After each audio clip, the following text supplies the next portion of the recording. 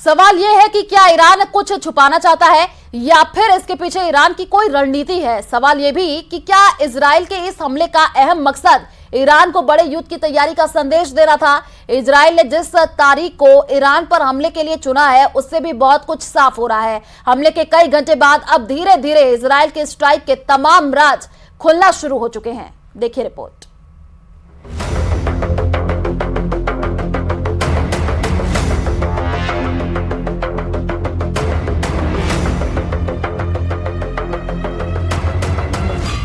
Iran के Isfahan शहर पर हुए हमले में एक साथ इजरायल के कई खौफनाक और खतरनाक संदेश छुपे हुए।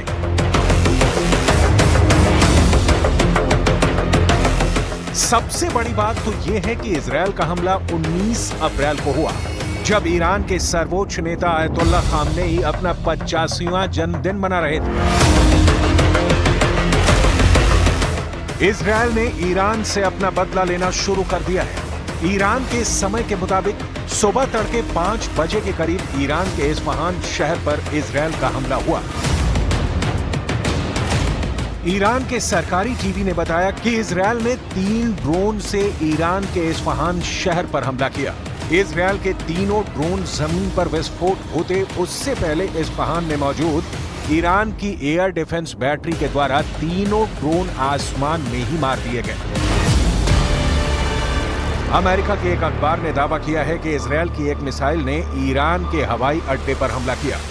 इस पर भी ईरान की सरकारी टीवी ने अखबार के दावे को गलत बताते हुए कहा कि इजरायल की तरफ से कोई भी मिसाइल अटैक नहीं किया गया है। ईरान ने यह भी बताया कि इजरायल ने जिस ड्रोन से हमला किया उसे तकनीकी भाषा में क्वाड कॉप्टर कहा जाता है।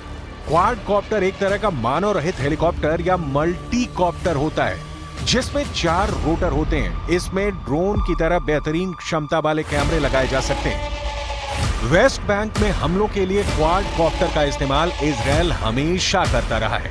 क्वाड कॉप्टर न्यूटन के तीसरे नियम पर काम करता है।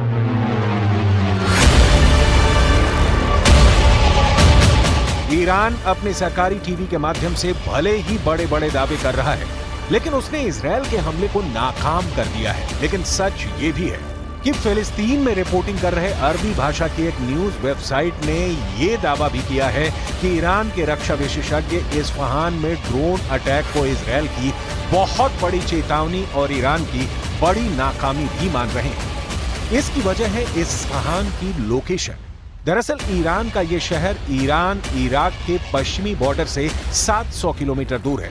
यानी संभावना जताई जा रही है कि इजरायल का ड्रोन इस्लामी मुल्क जॉर्डन और इराक के आसमान को पार करके ईरान के अंदर बॉर्डर से 700 किलोमीटर अंदर तक घुस गया। इस्फहान शहर भी ईरान की राजधानी तेहरान से लगभग 445 किलोमीटर दूर है और इजरायल की राजधानी तेल अवीव से इस्फहान की दूरी लगभग 1995 किलोमीटर है। ईरान के एक्सपर्ट्स का मानना है कि ईरान के 700 किलोमीटर अंदर तक इजरायल का ड्रोन घुसाना ईरान की एक बहुत बड़ी कमजोरी मानी जाएगी। आखिर इजरायल के इस्फहान शहर पर ही हमला क्यों किया गया? इस्फहान को हमले के लिए चुनकर भी इजरायल ने एक बड़ा संदेश दिया है। दरअसल इस्फहान में ईरान के कई बड़े मिलिट्री बेस भी हैं। दावा किया जाता है कि इस्फहान के अंदर भूमिगत परमाणु केंद्र हैं। दूसरी तरफ ईरान के इस्फहान शहर के आसपास के शहरों में परमाणु ठिकाने होने के भी दावे किए जाते हैं। इसका मतलब बिल्कुल साफ है कि इजरायल ने ये संकेत दिए हैं कि ईरान के सभी परमाणु ठिकाने इजरायल के हमले से दूर नहीं हैं और इजरायल ईरान के अंदर घुसकर ईरान के परमाणु ठिकानों पर हमले कर सकता है। बड़ी बात यह भी है कि जैसे ही इजरायल का हमला हुआ वैसे ही ईरान की राजधानी तेहरान, ईरान के शहर इस्फहान और शिराज में एयर ट्रैफिक 0 कर दिया गया। यानी यहाँ पर आने वाली सारी सिविलियन फ्लाइट्स को डाइवर्ट कर दिया गया। हालांकि कुछ घंटों के बाद एयर ट्रैफिक दोबारा सामान्य कर दिया गया। इजरायल के हमले के फौरन बाद ही ईरान के अंदर एक इमरजेंसी मीटिंग शुरू हुई। मीटिंग में इस बात पर विचार किया गया कि इजरायल के हमले का जवाब किस तरह से दिया जाए। हमले के बाद पहला बयान, ईरान के विदेश मंत्री का बयान आया कि इजरायल के हमले का समुचित जवाब दिया जाएगा। दूसरी तरफ ईरान के उप विदेश मंत्री अली बागरी पहले ही ये कह चुके हैं कि ईरान इजरायल पर हमला करने के लिए 2 हफ्ते का इंतजार नहीं करेगा, बल्कि सेकंडों में मिसाइल से इजरायल को दहला देगा। रूस के विदेश मंत्री सर्गेई लावरोव ने बयान दिया है कि उन्होंने इजरायल और ईरान दोनों ही सरकारों से फोन पर बातचीत की है और दोनों देशों की तरफ से संदेश दिया गया है कि वो युद्ध को भड़काना नहीं चाहते हैं। इजरायल की सरकार में राष्ट्रीय सुरक्षा मंत्री बेन गोर ने एक्स पर एक पोस्ट किया जिसमें इजरायली सरकार के हमले को काफी कमजोर बताया गया है। हालांकि रविवार को बेन गोर ने पोस्ट किया था कि इजरायल ने बहुत जबरदस्त तरीके से ईरान के हमले से अपना बचाव किया है, लेकिन अब ईरान को कुचलने वाला हमला होना चाहिए। लेकिन इजरायल की मौजूदा प्रतिक्रिया से बेन गोर निराश नजर आ रहे हैं। इस पर इजरायल के विपक्ष के नेता यावर लैपिडी ने कहा है कि जितना नुकसान इजरायल की छवि का इजरायल के मौजूदा सुरक्षा मंत्री ने किया है, उतना इससे पहले कभी किसी ने नहीं किया। जबकि ईरान समर्थक एक्स हैंडल्स कह रहे हैं कि इजरायल की सरकार खुद ही अपना मजाक उड़ा रही है। कुल मिलाकर ऐसा लगता है कि इजरायल ने ईरान के एयर डिफेंस की क्षमता का आकलन करने के लिए एक सीमित हमला किया है, जो आगे जाकर ईरान की सुरक्षा के लिए एक चिंता का विषय बनेगा।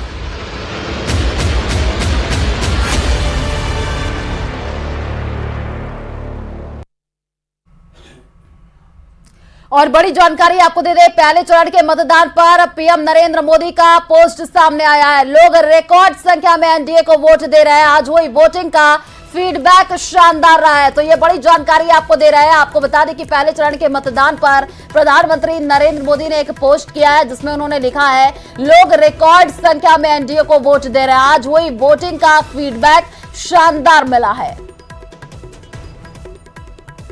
तो ये बड़ी जानकारी हम आपको दे रहे हैं। आपको बता दें कि कुल 7 चरणों में वोटिंग होनी है और पहले चरण की वोटिंग की प्रक्रिया आज खत्म हो गई और उसके बाद से प्रधानमंत्री नरेंद्र मोदी का ये पोस्ट सामने आया है। लोग रिकॉर्ड संख्या में एनडीए को वोट दे रहे हैं, ये उनकी तरफ से कहा गया और आज हुई वोटिंग का जो फीडबैक है वो शानदार रहा।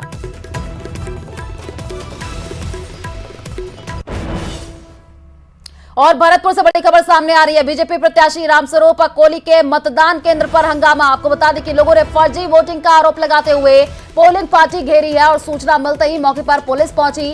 बल का प्रयोग करके लोगों को खदेड़ा गया। भरतपुर के भूसावर कस्बे के वार्ड नंबर 12 का यह पूरा मामला बताया जा रहा है। बूथ नंबर 173 पर भी हंगामा हुआ है। 7 बजे लंबी लाइन लगी हुई थी। ईवीएम मशीन को पैक करने में समय लगा और इसके बाद लोगों ने ये आरोप लगाते हुए बताया कि अंदर फर्जी वोटिंग हो रही है। पोलिंग पार्टी को बंधक बनाने की सूचना पर पुलिस फोर्स मौके पर पहुंची है और सभी को ईवीएम मशीन के साथ बाहर निकाला गया।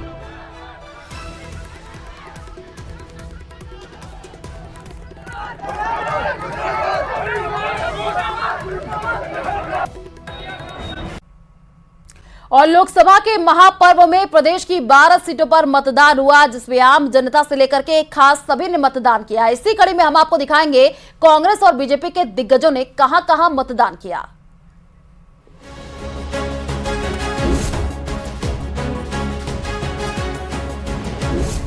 कि प्रचंड बहुमत से मोदी जी की सरकार बने। लोकतंत्र के महापर्व का पहला चरण। कि जो विकसित भारत की परिकल्पना जो प्रधानमंत्री मोदी जी ने की वो साकार होने वाली है। पहले चरण में प्रदेश की 12 सीटों पर हुआ मतदान। उम्मीदवारों ने किया मताधिकार का इस्तेमाल। लोकसभा के चुनावी रण का पहला चरण, जहां आम से लेकर खास हर कोई अपने अपने मताधिकार का इस्तेमाल करते दिखा। इसी कड़ी में प्रदेश की 12 सीटों पर पहले चरण में मतदान हुआ, जिसमें कई मतदाता ऐसे भी थे जो खुद उम्मीदवार हैं। आइए इस रिपोर्ट में आपको दिखाते हैं किस उम्मीदवार ने कहां पर मतदान किया। अर्जुन राम मेघवाल का मतदान। बीकानेर से बीजेपी उम्मीदवार अर्जुन राम मेघवाल अपनी पत्नी के साथ किस्मी देसर के राजकीय उच्च माध्यमिक विद्यालय में मतदान के लिए पहुंचे। लाइन में लगकर अपनी बारी का इंतजार किया और फिर नंबर आने पर बूथ नंबर 175 पर अपना वोट डाला। आपको बता दें कि बीकानेर में कांग्रेस के गोविंद राम मेघवाल और बीजेपी के अर्जुन राम मेघवाल के बीच कड़ी टक्कर मानी जा रही है। देखिए, आज मतदान केंद्र पे मैं महसूस कर रहा था, मतदाताओं में जबरदस्त उत्साह है और ये उत्साह ये दिखाता है कि जो विकसित भारत की परिकल्पना जो प्रधानमंत्री मोदी जी ने की वो साकार होने वाली है। बहुत अच्छा लग रहा है, सब प्रेम से सब आ रहे हैं, प्रेम से वोट दे रहे हैं, ये हमारे सब फैमिली है। दो दिग्गजों का मतदान। अब चलते हैं दौसा, जहां बस्ती के कल्याणगंज में बूथ नंबर 42 पर बीजेपी प्रत्याशी कन्हैया लाल मीणा ने वोट कास्ट किया। वहीं दूसरी तरफ कांग्रेस प्रत्याशी मुरारीलाल मीणा ने कर विभाग में बनाए गए मतदान केंद्र पर वोटिंग की। यहां वो अपने परिवार के साथ पहुंचे थे। मैं आम मतदाता से अपील करता हूं, हाथ जोड़ के प्रार्थना करता हूं कि मैं सब लोग पहले मतदान करें, बाद में जलपान करें। अच्छा माहौल है पूरे क्षेत्र के अंदर। मैं समझता हूँ कि लोगों की भावना कांग्रेस के प्रति हमारे प्रति बहुत अच्छी है और 8 विधानसभा में इस बार हमारे यहाँ से कांग्रेस जीतेगी, एक में माइनस नहीं होगी। ज्योति मिर्धा का मतदान। नागौर से बीजेपी उम्मीदवार ज्योति मिर्धा भी वोट डालने रतन बहन स्कूल पहुंची। उन्होंने पूरी प्रक्रिया का पालन किया। मतदान के बाद उन्होंने मतदान का सिंबल भी शो किया। हालांकि इस दौरान वो अपने विरोधी और इंडिया गठबंधन प्रत्याशी हनुमान बेनीवाल पर तंज कसना नहीं भूली। वहीं दूसरी तरफ इंडिया गठबंधन के प्रत्याशी हनुमान बेनीवाल ने पैतृक गांव बरन गांव में जाकर मतदान किया। बिल्कुल, ये लोगों के मन में किसी तरीके का कोई संशय ना रहे, तो उसका मुझे लगा कि ये सबसे अच्छा जवाब होगा। हालांकि ये आपको अलाउड है कि आप अगर सांसद हैं तो आप कहीं से भी वोटर हो सकते हैं और चुनाव लड़ सकते हैं। अगर आप एमएलए होते हैं तो आपको स्टेट से होना होता है, इस तरीके की चीज़ें होती हैं। लेकिन क्योंकि लोगों के साइकोलॉजिकली एक दिमाग पे इस चीज़ का असर पड़ता है, तो मैंने कहा क्यों नहीं इस जो धारणा को भी क्यों ना जवाब दिया जाए। झुंझुनू से बीजेपी के लोकसभा प्रत्याशी शुभ चौधरी ने जहां टोड़ी गांव के बालानी जोहड़ी स्थित बूथ पर वोट डाला, वहीं कांग्रेस प्रत्याशी ब्रिजेंद्र ओला ने अरडावता गांव के सरकारी स्कूल में मतदान किया। उनके साथ उनके छोटे भाई, बेटे और पोते ने भी मतदान किया। ये लोकतंत्र का महापर्व है और इसमें मतदान करके बहुत अच्छा लग रहा है। चुनाव के बारे में निश्चित रूप से सफलता मिलेगी। सीकर में बीजेपी और कांग्रेस दोनों पार्टियों के उम्मीदवारों ने अपने अपने मतदान केंद्रों पर वोट कास्ट किया। इंडिया गठबंधन के उम्मीदवार अमरा राम ने अपने गांव मुंडवाड़ा में मतदान किया। वहीं सुमेधानंद सरस्वती ने हवन और यज्ञ करने के बाद मतदान केंद्र पहुंचकर वोटिंग की और तीसरी बार सरकार बनाने का दावा किया। और इस कामना के साथ मतदान किया है कि प्रचंड बहुमत से मोदी जी की सरकार बने, उसमें मैं सहभागी बनूं, अपने क्षेत्र की सेवा कर सकूं और आम आदमी जो कहीं तक नहीं पहुंचता है वो मेरे पास सीधा आता है। तो इसलिए गरीब, किसान, मजदूर, महिला, युवा, इनके कल्याण हेतु ये काम हो, तो आज सुबह सुबह मतदान किया है। और प्रियंका बैलान का मतदान। श्री गंगानगर लोकसभा सीट से बीजेपी उम्मीदवार प्रियंका बैलान भी मतदान करने पहुंची। उन्होंने अनूपगढ़ स्थित मतदान केंद्र पर वोट डाला और बीजेपी की जीत का दावा किया। 4 जून 405। राव राजेंद्र सिंह का मतदान। लोकतंत्र के महापर्व में सबने बढ़ चढ़कर हिस्सा लिया। ऐसे में चुनावी रण में उतरे दिग्गज कैसे पीछे रह सकते थे। जयपुर ग्रामीण से बीजेपी उम्मीदवार राव राजेंद्र सिंह ने शाहपुरा के महिला कॉलेज स्थित मतदान केंद्र पर वोट किया और प्रदेश की सभी सीटों पर जीत का दावा भी किया। बाकी जनतंत्र के अंदर जन भावनाओं के अनुरूप कार्य करना और उसके प्रति संवेदनशील रहना, यही जनप्रतिनिधि का दायित्व है। वहीं करौली में बीजेपी की इंदु देवी जाटव ने मतदान किया और मतदान के बाद वो जीत का दावा करती नजर आई। वहीं अलवर से कांग्रेस प्रत्याशी ललित यादव ने निमराना में अपने मताधिकार का इस्तेमाल किया। मतदान के दौरान सभी दिग्गजों का जोश हाई था। सभी जीत के दावे भी कर रहे थे। अब देखना होगा कि 4 जून को आने वाले चुनाव नतीजे किसकी उम्मीदों पर खरे उतरते हैं और किसके सपने टूटते हैं। Bureau report, news 18 Rajasthan. और चलिए यार, एक छोटे से ब्रेक के लिए जल्द लौटेंगे।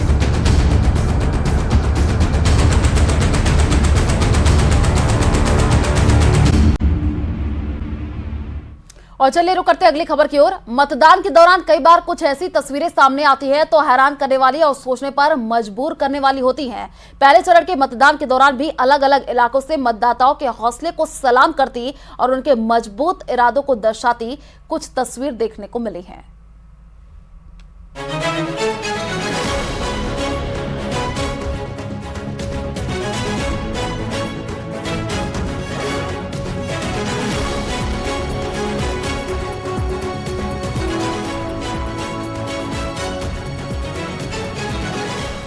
मतदान के दिन आपने लोगों को, नेताओं को ये कहते हुए जरूर सुना होगा कि पहले जलपान फिर मतदान। लेकिन पहले चरण के मतदान के दौरान जिस तरह की तस्वीरें सामने आई, उन्हें देखकर कहा जा सकता है कि जनता जनार्दन के लिए मतदान कितना अहम है। शुरुआत इन 5 तस्वीरों से करते हैं जो प्रदेश के अलग अलग हिस्सों से आई हैं।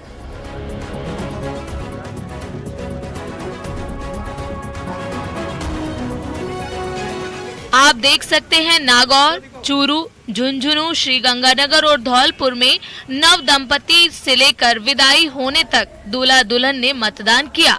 इससे साफ जाहिर होता है कि लोगों को मताधिकार की अहमियत बखूबी मालूम है।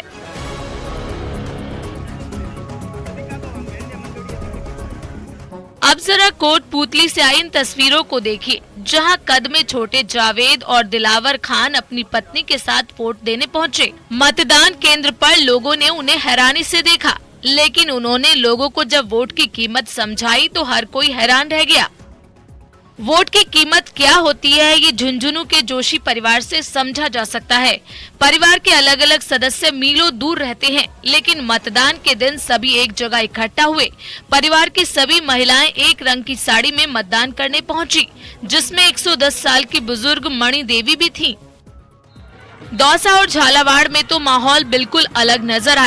दौसा में जहां मंगल गीत के साथ बारात निकली, वहीं झालावाड़ में म्यूजिकल, बैंड प्ले और वोट बारात का आयोजन हुआ। मकसद मतदाताओं को ज्यादा से ज्यादा वोट के लिए प्रेरित करना था।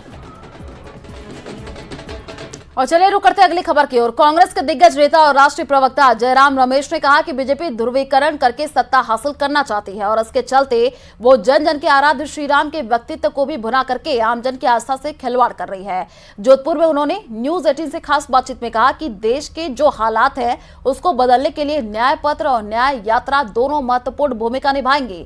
साथ ही उन्होंने भरोसा जाहिर किया कि पिछले 10 सालों से जो स्थितियां बनी हैं वो अब बदलने वाली है। और क्या कुछ कहा जयराम रमेश ने, आप भी सुनिए। कांग्रेस के दिग्गज नेता और राष्ट्रीय प्रवक्ता जयराम रमेश जोधपुर में है। अपने कैंपेन के तहत लगातार अलग अलग जगह जा रहे हैं और कांग्रेस के समर्थन में अपनी बात कह रहे हैं। क्या लगता है आपको, किस तरीके के हालात आज आप बताना चाह रहे हैं? हमारे कैंपेन के 2 चरण थे। पहला चरण था मेरे विकास का 2 हिसाब, यानी कि जो 10 साल में आप दावा कर रहे हैं मेरे जीवन में क्या फर्क आया, वो एक। दूसरे चरण में हाथ बदलेगा हालात, तो वो है पॉजिटिव कैंपेन। न्याय जो शब्द है अपने आप में बड़ा महत्वपूर्ण है, जस्टिस को लेकर के। बिल्कुल। और ये शब्द कहाँ से आता है, मैं आपको याद दिलाऊं। ये शब्द हमारे संविधान के प्रस्तावना में, हमारे संविधान के प्रस्तावना, संविधान जिसके निर्माता बाबा साहब अम्बेडकर थे, पहला लाइन कहता है सामाजिक, आर्थिक और राजनीतिक न्याय।